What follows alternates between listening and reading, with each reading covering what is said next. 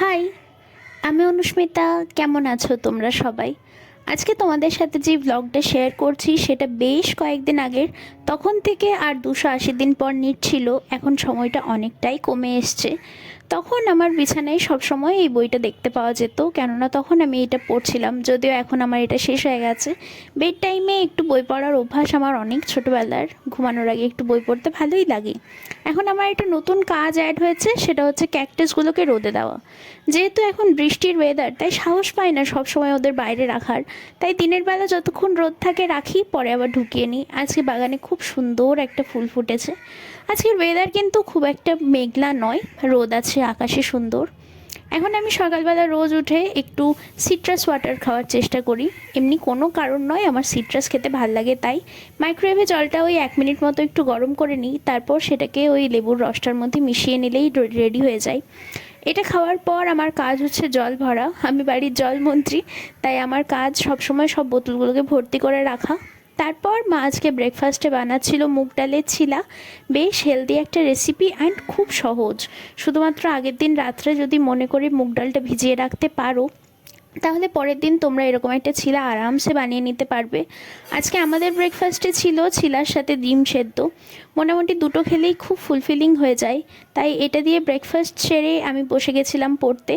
প্রথমেই চলে এলাম নিজের রুমে, কেননা পড়াশোনা আমি নিজের রুমেই করি। এখানে আমার স্টাডি টেবিল অ্যান্ড সমস্ত বই খাতা আছে।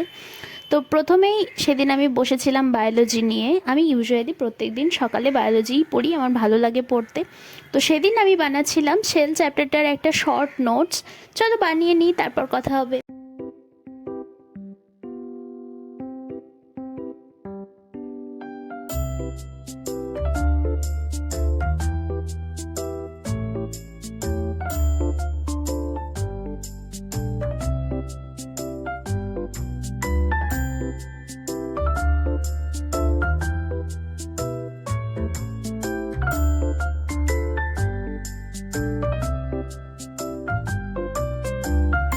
One hour later.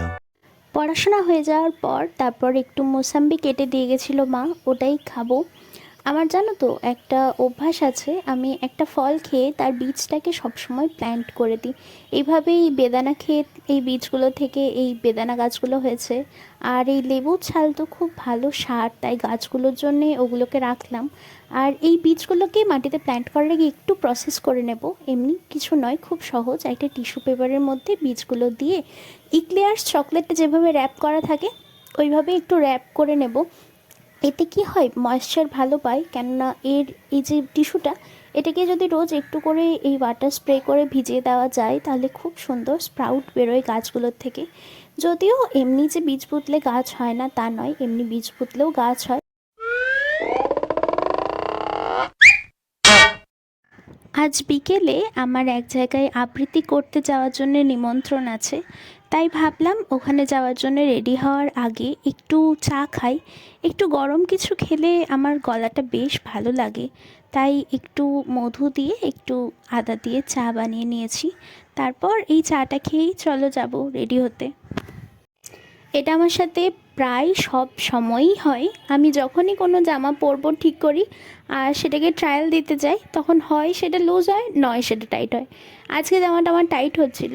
আসলে আগের থেকে আমি একটু ওয়েট পুট অন করেছি, তাই জামাটা আমার টাইট হচ্ছিল। তো ভাবলাম আগে যে স্টিচটা করা ছিল সেটা খুলে নিই, তাহলেই জামাটা ফিটিংস হয়ে যাবে।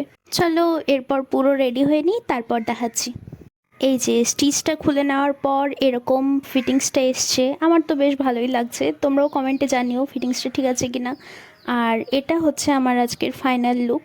কিচ্ছু নয়, জাস্ট একটু একটা ঘড়ি পরেছি, চুলটা একটু বেঁধেছি আর একটু লিপস্টিক পরেছি, ব্যাস। কানের পরার চেষ্টা করছিলাম, এই যে এই কানেরটা, কিন্তু এক কানে ঢুকে তারপরে আরেকটা কানে আমি আর কিছুতেই ঢোকাতে পারিনি। তাই ভাবলাম যে না, এত ব্যথা নিজেকে না দিয়ে কানেরটা না পরাই ভালো। আমি রেডি হয়ে বেরিয়ে পড়েছি এখানে। এরপর একটা টোটো ধরে সোজা চলে যাব পাপাদের অফিসে। আজকের আমাদের অনুষ্ঠান পাপাদের অফিসেই হবে।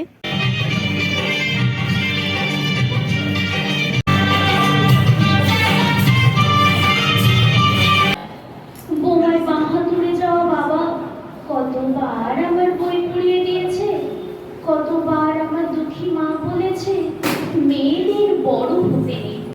আমার পারফরমেন্সের পর আমি পেয়েছিলাম একটা স্মারক এবং কিছু গিফটস। এখানে পাপা বক্তৃতা দিচ্ছিল, আমি পাপার বক্তৃতাটা শুনেই তারপর বাড়ি চলে আসি। বাড়িতে এসে চলো দেখাই আমি কি কি পেলাম। এই যে এই মেমেন্টোটা ওরা দিয়েছে, তার সাথে গিফটসে ছিল এই গিফট র্যাপ প্যাকেটটা, যেটা থেকে একটা খুব সুন্দর পেন বেরিয়েছে। তার সাথে ছিল এই কুকিজগুলো। রাত্রে আবার ওখানেই নেমন্তন্ন ছিল, তাই আমি আবার রেডি হয়ে গেছি যাওয়ার জন্যে। That's it for today, bye bye.